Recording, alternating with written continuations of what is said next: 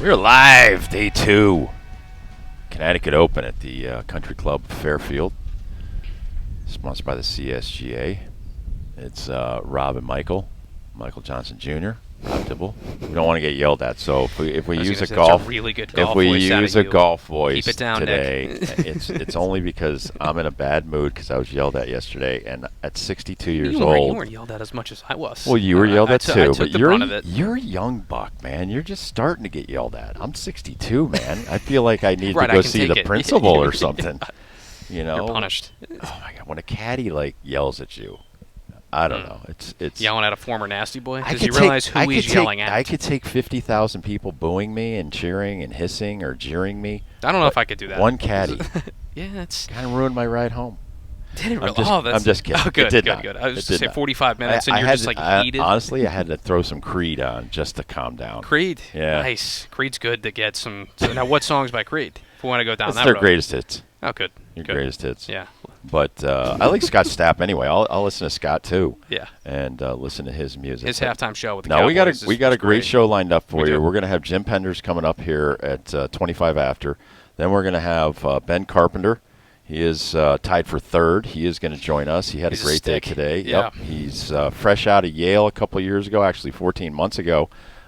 Decided after a couple months amateur to go pro, and he has been on the pro circuit around the world. Yeah. And then David Pastore, he will join us as well, and we'll let you know when we're going to throw those on the air for you because we've already sat down with those gentlemen after their rounds. But Michael and I are just enjoying the day, man. It is gorgeous. It is nice right a now. little overcast. It's cooled off. It's windy. Totally different than yesterday. Yesterday was like 85, sunny, dead wind, no wind at all, and they scored better today than they did yesterday. Isn't it interesting, right? And listening, and you guys, the listeners, will hear it from David and Ben when we kind of pick their brains. Yeah. How you have to think about it differently, right? With some of these, the greens are faster, firmer. Like there's more wind this morning than there was all day yesterday. Oh, right? yeah. So immediately it gets tougher. Yet we've got guys at 9 under. We've got guys shooting 5 or Bradley 6 under Hawka. par. Yeah, Bradley Hawka. Bradley Sawka. I apologize. Sawka, yep. Bradley Sawka is at 9 under. Patrick Healy is at 8 under. A couple at 6 under, and then we go into the 4 unders. But yeah, I mean, shooting a number like that, he was actually out here this morning, and I guess it's better to go out in the morning. Yeah. You know. Yeah, it is. I guess that's the pick of the draw. I mean, there's some guys still teeing off Right now as we speak. they're teeing off and early on out there too. But a 54-hole tournament, I think it's different because now guys like David or Ben know there's one more round as opposed to 2. We're chasing, and just the process off the tee for a lot of these guys. Because you look out there, right. It's deceiving. There's fescue, there's water, there's bunkers, but it's flat. Like there's not a lot of trees, but that doesn't matter because wind coming off the ocean is going to move your ball a lot as well. So in the pins too, pin placement's key. Look at 18 right to our left. This we 18, now it's they in the middle. brought it lower to Better where shots. it's a plateau, Yeah. but if you get above it or below it, you could be in trouble. Well, I think a lot of these guys I've noticed, I saw a couple shots come when we got here just after 1, Rob. A lot of them are landing at 10 yards or so long, try to let it spin and funnel down to work it there too, and those are the shots that have been working. But it's a fine line because if we go 2-3 yards further, that thing's, like you said, staying up there, or it might have too much and it'll roll off. Well, and listen, we watched a good 2-3 hours of once we moved over towards the green. Yep. This is the difference between guys on tour, and we're talking about the PGA Tour. That's right. Or the Live Tour. You're sinking a 4-foot putt. You're sinking a 5-foot putt for birdie. Here, they're maybe missing it. They're maybe lipping it out because they don't golf that much. Once you become like a pro at a country club or a course somewhere, you don't get to golf every day. You don't get to work on your game. You're not walking courses. You're certainly not competing against other pros. So this is a time to kind of sow some oats, get back into the competition aspect. But you're still rusty. And putting is 42% of the game. I've been in a lot of charity events. I've golfed with a lot of pros. And they describe it as, listen, if you're and we'll talk to David Pastore about that. If you're 3 putting holes, you're in trouble. You're done. You're bogeying. If you're 2 putting, it means you're parring, and you want a 1 putt.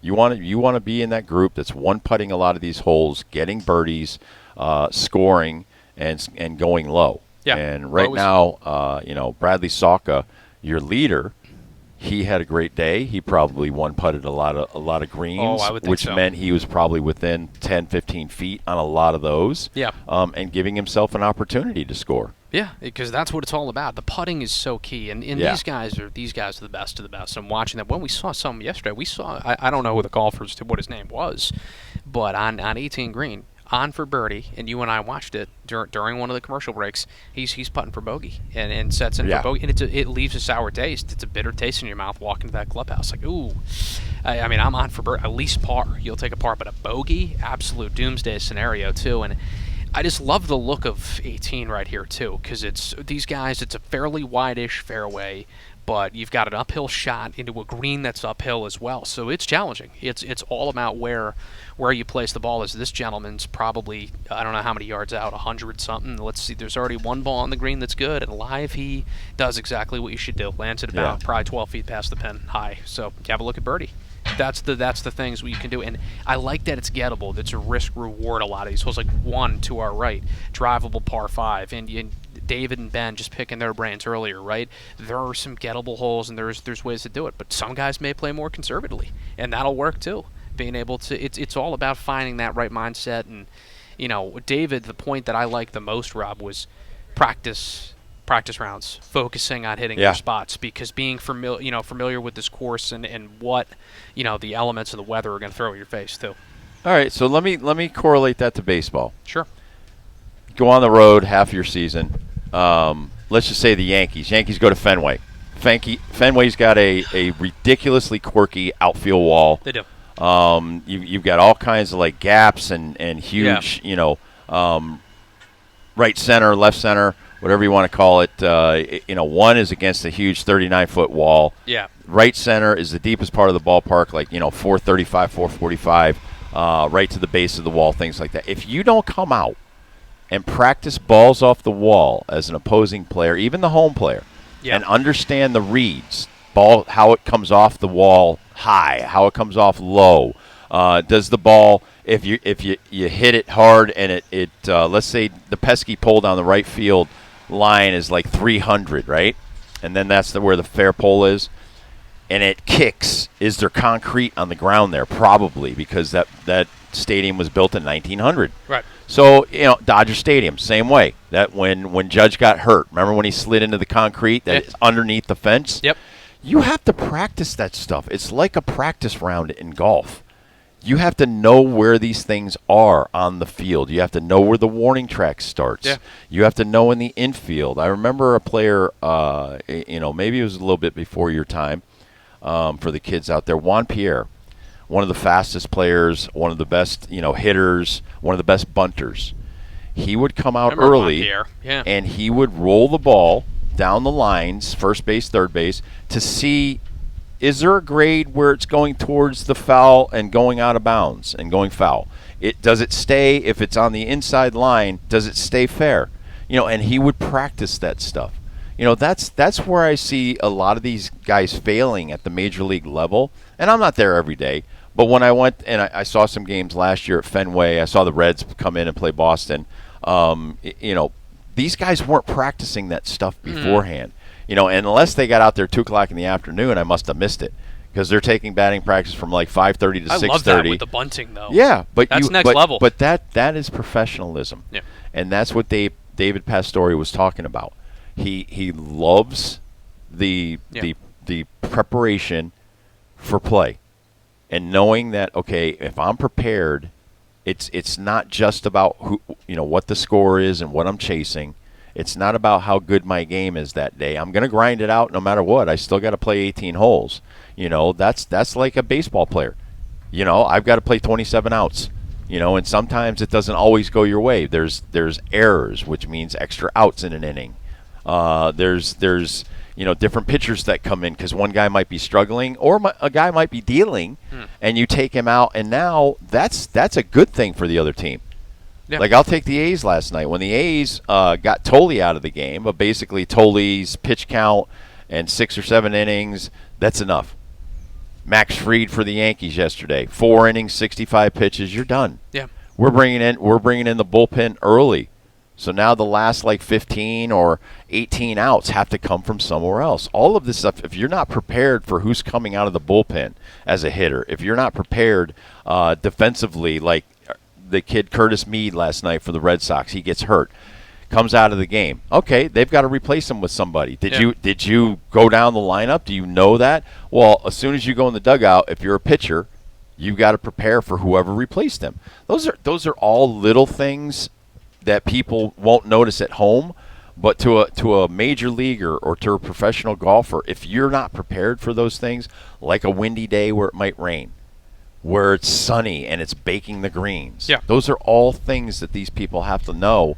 And if you want to be a winner, and David Pastore's won a bunch of tournaments this year, that's the slight difference between winning in second or third place. It's what it takes. Also, failing to prepare is, failure to prepare is preparing to fail, right? It's a cliche saying, but it's a tale as old as time, right? How about football players or soccer players in the World Cup? How about the difference of getting out there and practicing running routes as wide receiver with your cleats on grass and turf?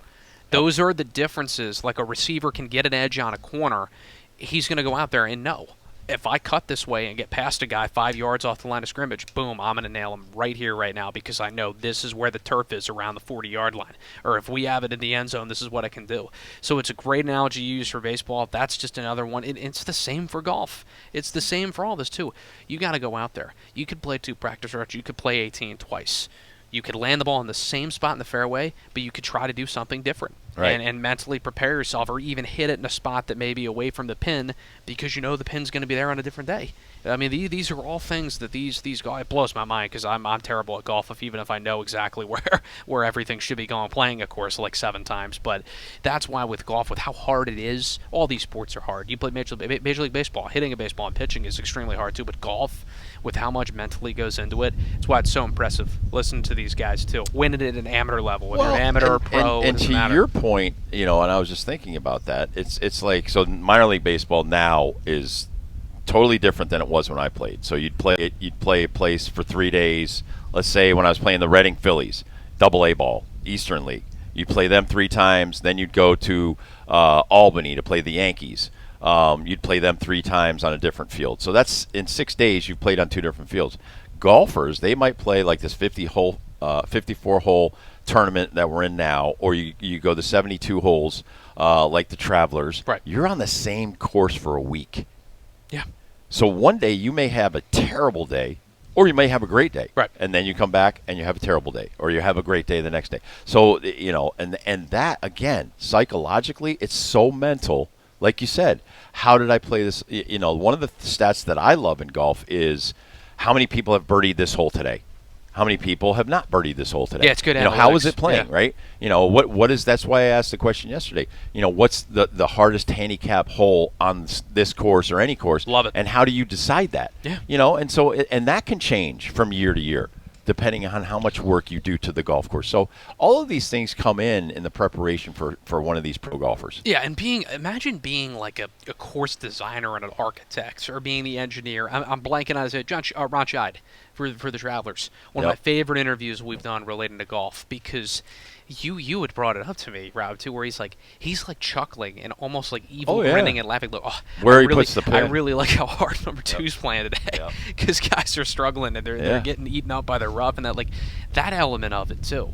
Because like you always said, it takes a village. To set something up like this. I mean, it's plush, it's beautiful here, but the guys that are out there like, ooh, if it's windy, I like how the wind comes off a hole 6. I really think these guys are gonna have to think about it. I don't know, the approach on 8, so on. Right now on 18, directly on our left, where these guys are going. So it's all factored in, and also too, not for nothing, you got a lot of water to look at on a lot of different of these holes too. So it may be flat. Well, you got to do something, fescue or water or sand. That's about it here. Exactly right. That's Shinnecock Hills. We're not that far removed. Long Island Sound. It's not that far away. And we've got a gentleman right here. We're watching the 3 golfers in front of us, and we have a great vantage point. And thank you to the CSGA and Country Club of Fairfield for where they've set us up for the last 2 days. But one of them is in the just off the fairway rough. Yep. And so, that's a beautiful shot. Landed it right near. It's about pin high. All right, good. And it stayed right on the plateau where there's some flat ground. That's the landing area that everybody's kind of going. So you got. But think about this: you're hitting uphill. You're in the rough here.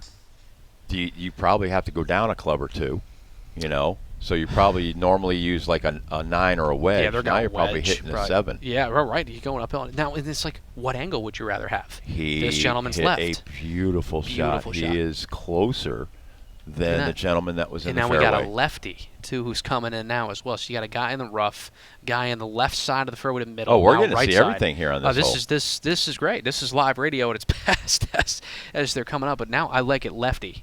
So let's different, see how maybe the lefty does. Different thought process and approach. Lefties probably. look just as awkward, and I know because I do play left-handed. You're a lefty golfer? Yeah. Really? I didn't know that about. Wow. So just as awkward lefty as a lefty pitcher in baseball. Lefty golfer and through righty. That is All awesome. right. Wow. There's the swing. Good divot. Yeah. Oh, way too much backspin. He's in trouble. He just didn't get it and up. it's Stop. That's going way back down into into the rough. It's the one thing you couldn't do. So we just saw 3 different. That's why it's fascinating. Watch 3 different spots, 3 different landing areas to where. And the guy who was in the worst position off the fairway has the best look at birdie. Yeah. Is that not golf? And the guy who was actually in position A had the best look. Yeah. He is not on the green. It's golf. I don't think it's like that's baseball, Susan. Like, shout out to John Sterling, right? Where was it? That's golf in a nutshell, right there, right? Recovery game is arguably the biggest strength any guy can have, or grinding it out, like you said, grinding out an inning. Like if you're pitching and you're in when you were in your prime in the 8th or 9th inning, and you put 2 guys on. You may not have your best command that night. You go in. You got to grind the rest of that inning. Like, well, I just dug myself a massive hole. But to that point, Michael, psychologically, I was still positive. Good. I've never been like a glass half full. Like I'm terrible or this half is empty. Awful. Yeah. I'm always a glass half full type person. Really, actually, my glass is always full. I hate people that pour a half glass of anything. That drives me crazy. Oh, that's good. That's kind for of refreshments and. Well, my dad used to do that. Yeah. I'm like, let's just say, it's a glass of Coke, and my dad would fill it halfway. I'm like, you couldn't fill that 3/4 all the way. He's like, well, life and he would say, Robert, I don't want to spill it. So my dad was more worried about the spill than how the presentation was. Okay. So for me, if you're at my house and I'm pouring a Coke for one of my daughter's friends or something like that, I fill it almost all the way to the top because I know I'm not going to spill it. You might spill it. Yeah, you're not. Right? They might. But getting back to the positivity, I got first and second, no outs. I'm 1 pitch from getting 2 outs. That's true. Okay, and this is what I teach my young players. Double play. So how do I work myself to get to that? I have to locate here, and maybe I don't even have my best breaking ball. Yeah. I throw a fastball right there and make sure that this guy hits it where I want him to. Just love picking your brain. That'll never change. But like, it's just get out of it. That's all you have to do. It's not about how you start the inning. If 0 runs come on and you limit the damage, who cares? Just like that. Oh, I'm in the rough. I can birdie this hole, and we head into tomorrow.